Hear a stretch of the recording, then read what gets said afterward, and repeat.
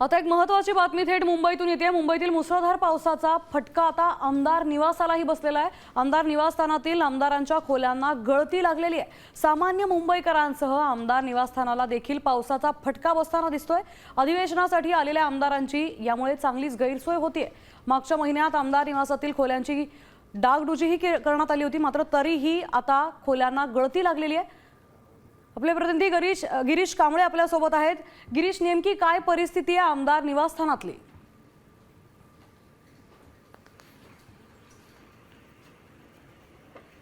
आमदार निवासस्थानातील ज्या आमदारांना देण्यात आलेल्या खोल्या आहेत त्या खोल्यांमध्ये आता पाणी गळायला सुरुवात झालेली आहे।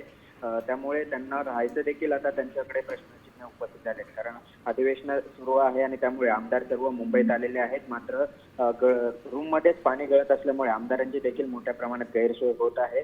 मागील महिन्यातच खरं तर आमदार निवासातील खोल्यांची डागडुजी करण्यात आलेली होती, रिनोव्हेशन करण्यात आलेलं होतं। मात्र एका महिन्यातच आपण बघतो ज्या पद्धतीचा पाऊस आहे त्या एका महिन्यातच आता या कामाचा फज्जा उडाला। त्यामुळे बांधकाम विभागाने जे काम केलेलं आहे, जे महिनाभरापूर्वी जे काही टेंडर निघालं होतं, या सगळ्याचं वर आता प्रश्नचिन्ह निर्माण झालेलं आहे। नक्कीच गिरीश, आपण पाहतोय की आता आमदार निवासस्थानातल्या खोल्यांना गळती लागलेली आहे। धन्यवाद आपण दिलेल्या सविस्तर माहितीबद्दल।